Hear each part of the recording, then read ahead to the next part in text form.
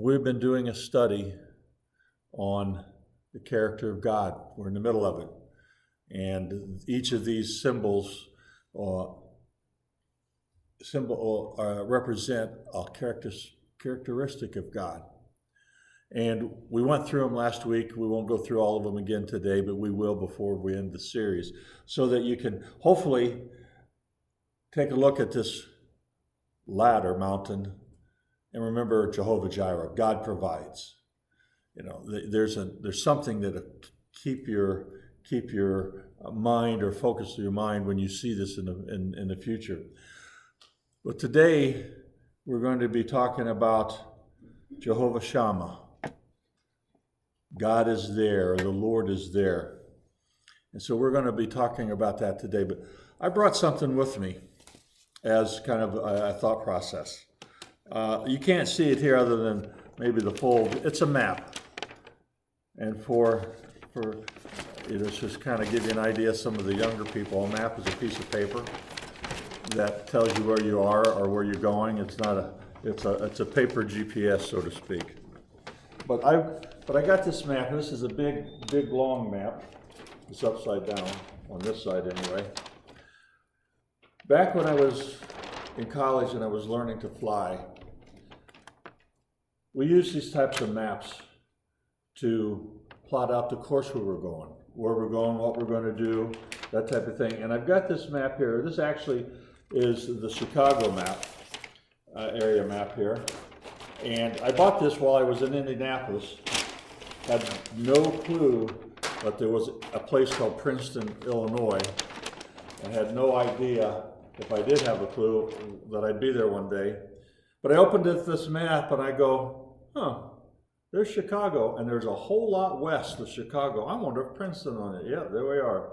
Princeton's right there in the middle of this map. So how appropriate that years ago I bought this map, and that could be kind of ridiculous. The Lord knew I was going to use this map in Princeton and highlight Princeton. But this is a map that shows you can look at it later. It doesn't have a lot of roads on it, but it has all the towns and it has all the airports.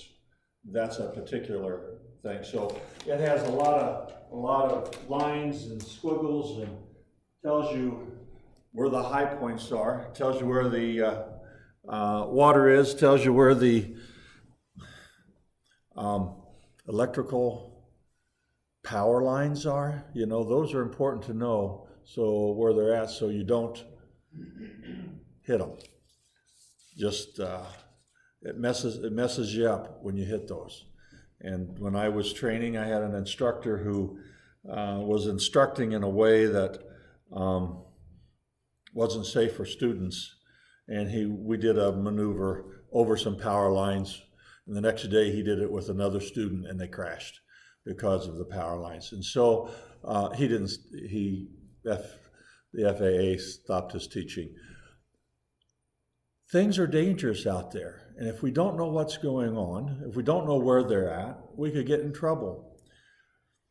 I want to describe at the beginning of this time together a cross-country flight that I had to take. Because of a licensing that I was going for, I had to fly for 8 hours. I had to have an 8-hour flight. I could have stops in between. But it was a 3-leg flight, so there was 2 stops in that 8 hours. And I started in a place called Allentown, Pennsylvania, which is just north of Philadelphia. And I was planning to go down to Norfolk, Virginia. That's just kind of a straight shot. And then from Norfolk, I was going to go to Pittsburgh, Pennsylvania. And then Pittsburgh, I was going to fly back east towards the Philadelphia airport, or the airport in Allentown. And I sat down, and my instructor, we went over all kinds of stuff. And by that time, in my flight training, I knew how to plot a course. I knew how to do this type of thing. But you put all your stuff that you learned together, and you put it on this 8-hour flight.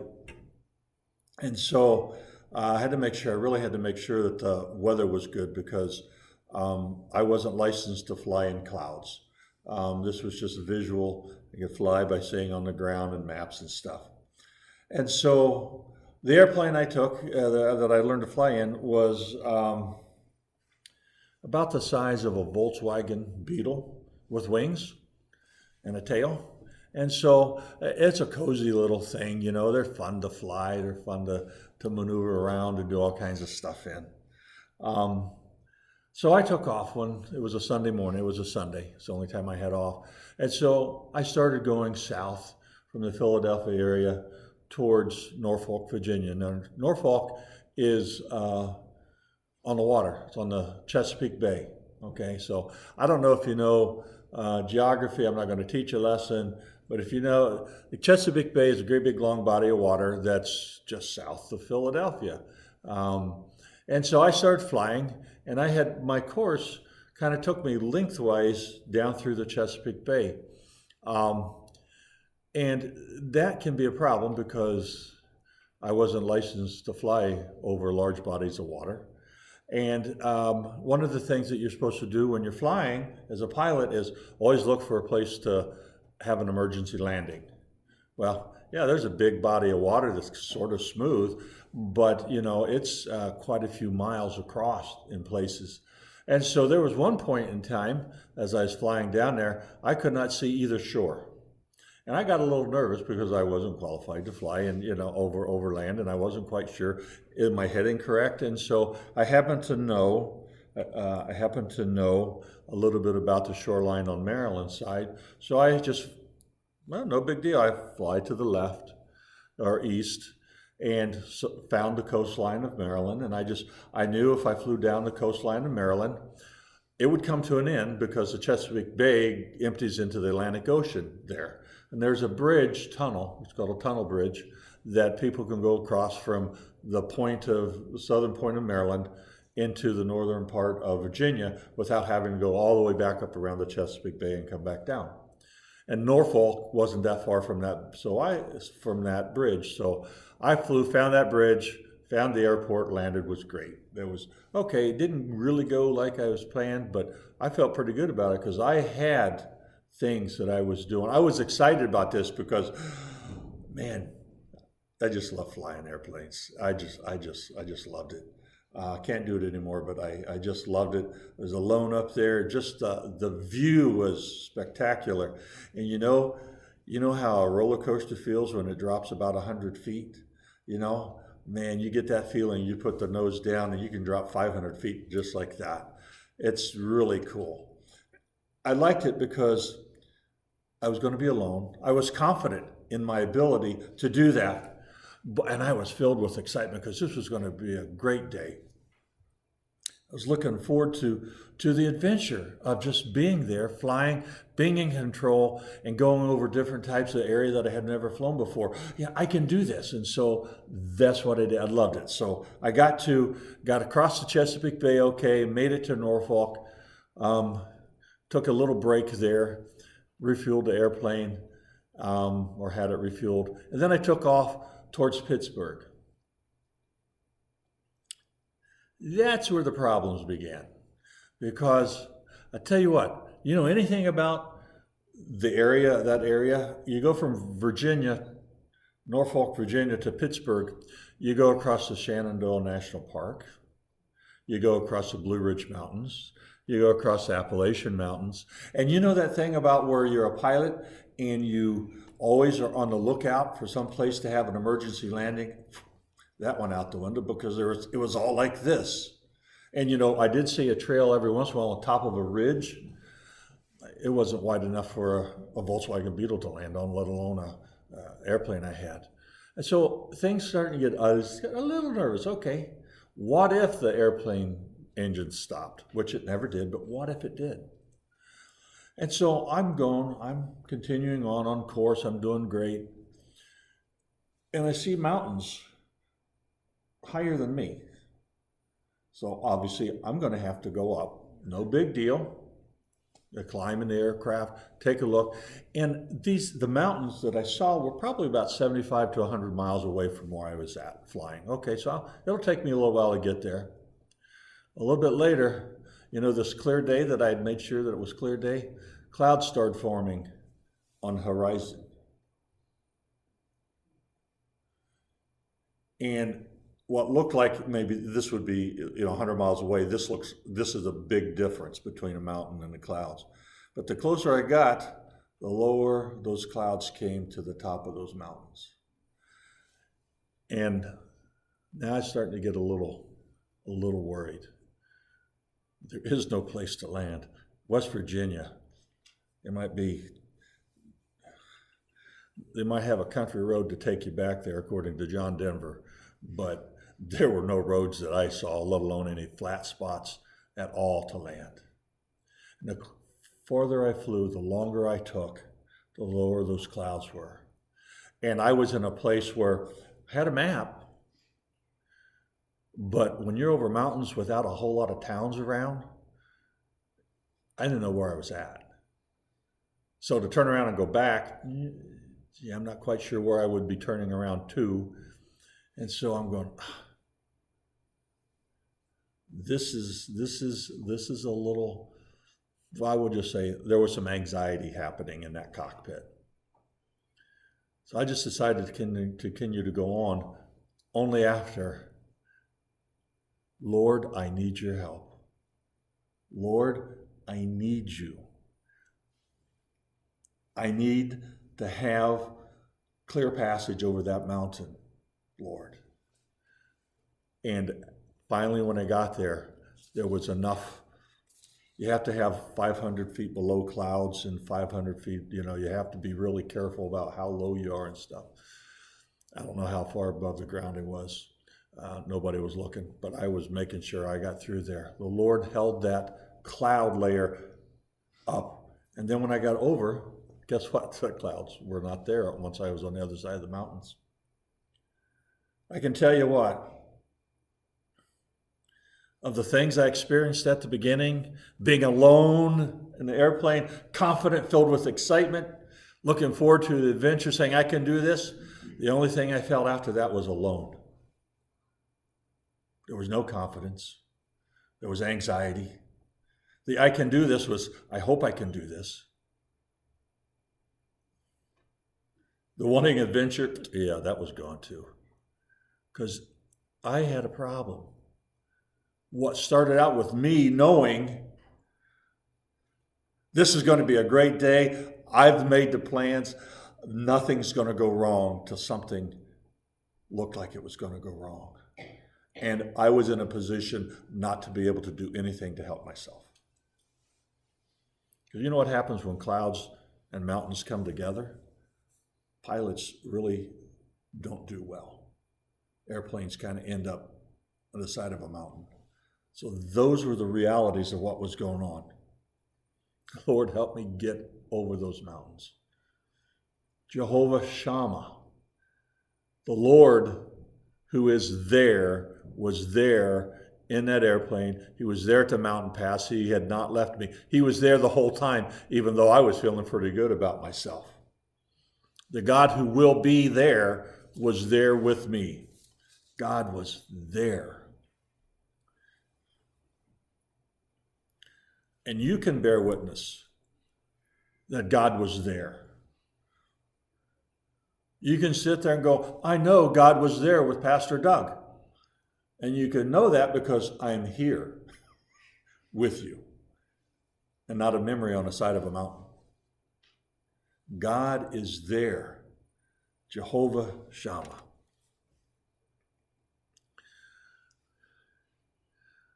Jehovah Shammah, the name of God, God is there, is mentioned only one time in the Bible.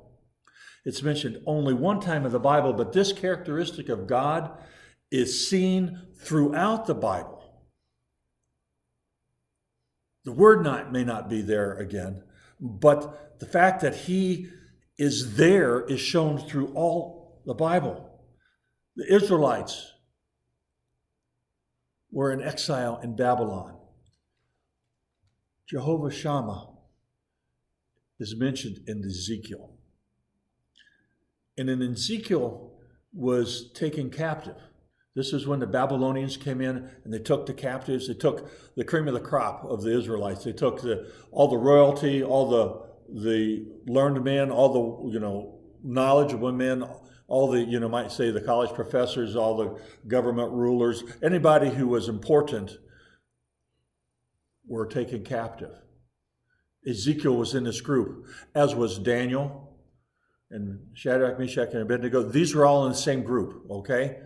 And so they all have the same time frame. They're all experiencing the same things. Ezekiel was a prophet. If you read Ezekiel, it's full of doom, but it's also got hope in it. It's full of justice, but it's also full of grace. And God spoke to Ezekiel through dreams and visions. And he was having a vision at this particular time where God said that he was there. In this particular vision, God was showing Ezekiel that even though the Israelites were in exile, God would be restoring them. Yeah, you're having a hard time now, but you're going to have freedom later. I heard a sermon when I was in in college, by Tony Campolo, and he borrowed it from a preacher in Philadelphia. And all he said was 3 words, the same phrase of, it's Friday, but Sunday's coming. It was an Easter sermon. It's Friday, it's crucifixion, everything is bad, Jesus is being killed on the cross, but Sunday's coming. Jesus was there, but Sunday's coming. There is hope. That is what he was telling Ezekiel back in the Old Testament. And so Ezekiel goes on and describes in his vision a city and river with trees along it that were blooming and bearing fruit in every season. There was water flowing through the middle of the city. Read Revelation. The same verbiage is used about heaven in Revelation. Basically, God was telling the Israelites through Ezekiel that while he was with them there, while they were in Babylon, he was with them as also, but he was also going to be with them in their future. I'm with you now while you're exiled, but I'm going to be with you in the future. Jehovah, the God who is, the God who will be there, Shammah.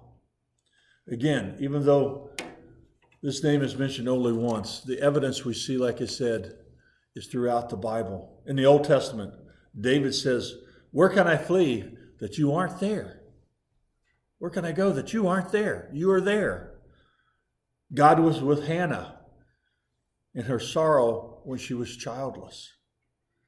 God was with Elisha and his servant when they were outnumbered 100,000 to 2.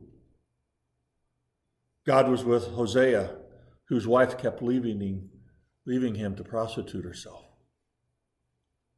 God was with Shadrach, Meshach, and Abednego in the fiery furnace. He was there. He was with Daniel in the lion's den. Jehovah Shammah. God was there. In the New Testament, God was there when he sent Jesus to live among us. Jesus, it's time for you to go live down on earth. God was there when Matthew was hated by both the Romans and the Jews as a tax collector, a traitor in the eyes of Romans and the traitor in the eyes of the Jewish people, hated by both. God was there with the disciples when they argued amongst themselves who'd be the greatest in heaven, who'd get to sit at the right hand of Jesus. God was there with Peter each time he denied Christ.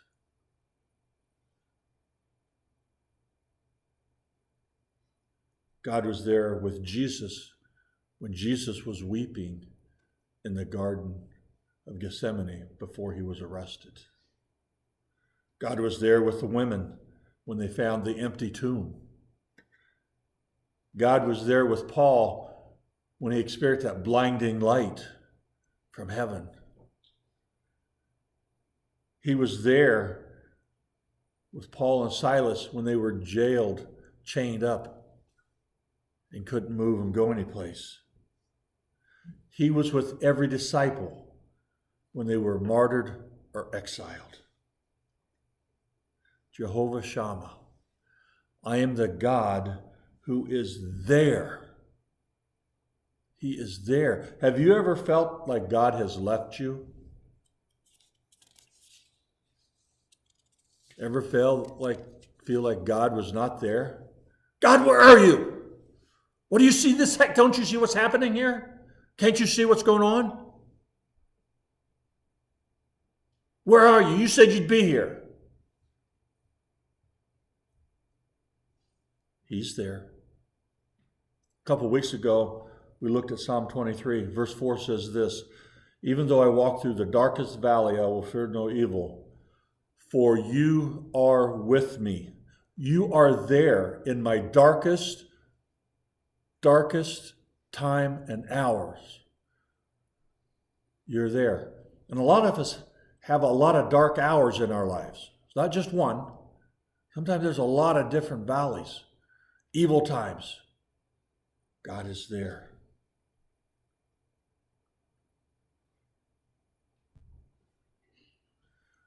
What was happening when God revealed his name, his characteristics of Jehovah Shammah? I am there.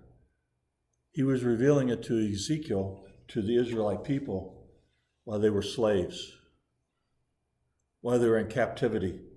It was bleak. They had rebellion in their hearts because that's why they got there. They had rebelled against God. They started going against what he was saying and doing and asking them to do, and they were rebelling against him. Most of the Jews at that point were already in captivity, but more were coming. It wasn't a good time in their lives. It wasn't a good time in the nation. It was a time of incredible loss. It was a time of anger, of war, and uncertainty. But God said, I am the God who is there.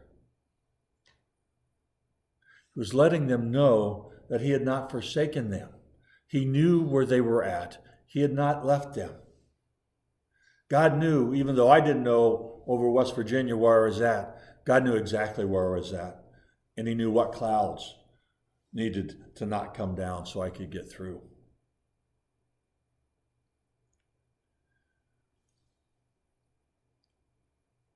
When we find ourselves in bleak circumstances, we have a choice. We have a choice of what we can do. We have some things that we can do. The first thing is we can look back at what he has already done. We can look at history. We can remember who he is and how he took care of us, how he was there for us in the past. Have you ever sat down, taken a look backwards through your life and said, oh yeah, God was there. Oh yeah, God was there. Oh yeah, God was there.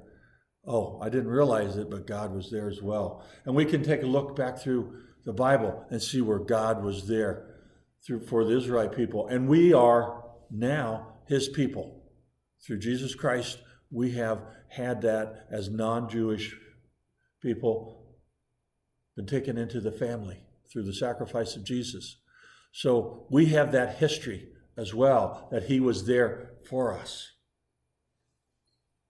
So that's the first thing we can do if we are uncertain. We take a look back. Where was he in the past? Then the second thing we can do is look up upon the face of him who saves us. Saved us and continues to save us, continues to sanctify us, continues to make us holy. We can look on the one to where our help comes from. And the third thing we can do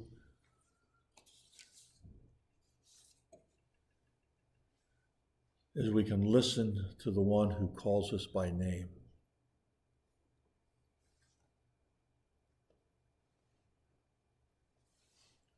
Have you ever been in a conversation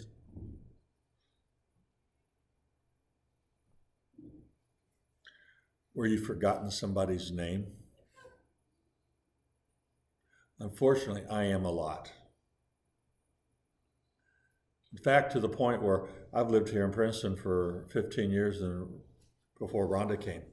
And so I'm supposed to know all the names of the people that I would introduce Rhonda to.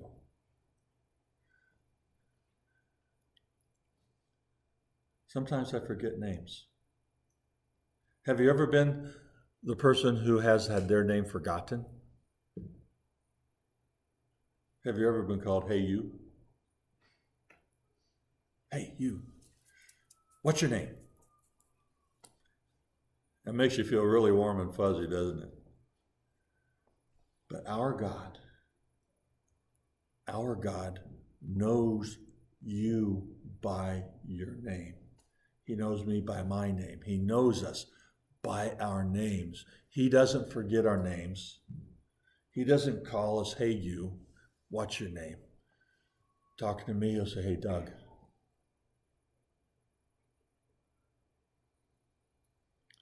When we are lonely, he's there.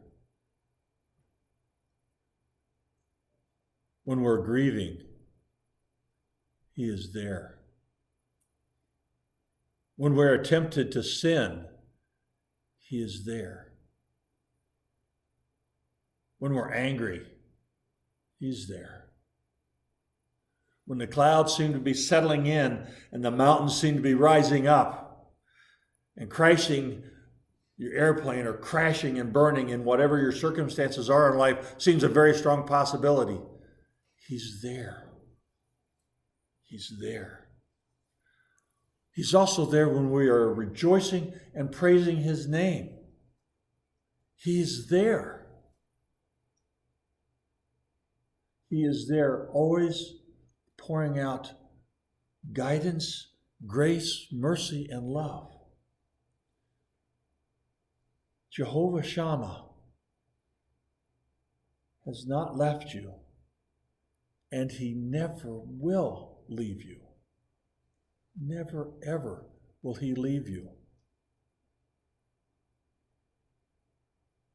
Jesus himself has told us, I will never leave you or forsake you.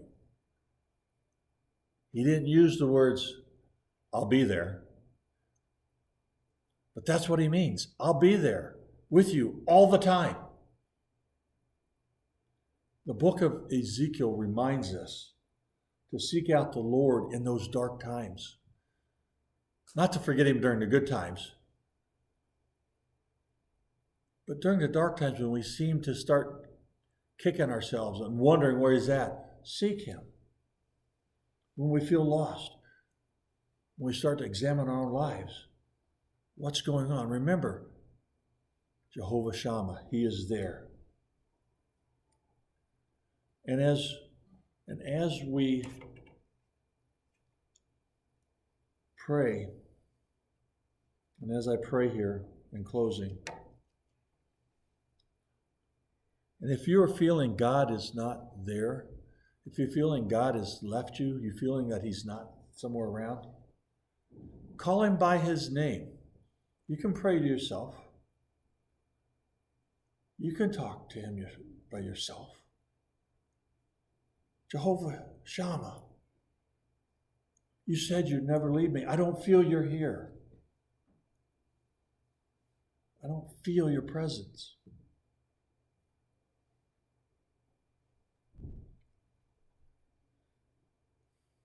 Let me share something with you.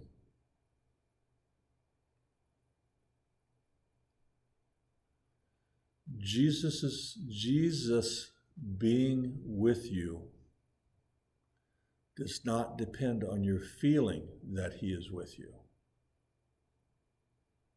You got that? Jesus being with you does not depend on you feeling his presence with you. It's great when you do. Gives you cool. But Jesus didn't say, I'll be there when you feel like I'm there. Jesus said, I will never leave you or forsake you. I will be there whether you feel like I'm there or not. That's what it says in the Bible. I will never leave you. I will always be there. That's what God's word, the scripture says. Your feelings will fluctuate all over the place. When you've had a bad day, your feelings are going to fluctuate. When you've been in an argument, your feelings are going to fluctuate. If you've just heard great news, your feelings are going to fluctuate. God's presence in your life does not depend on your circumstances or your feelings. But if this is where you're at, I invite you to pray while we're singing this last song.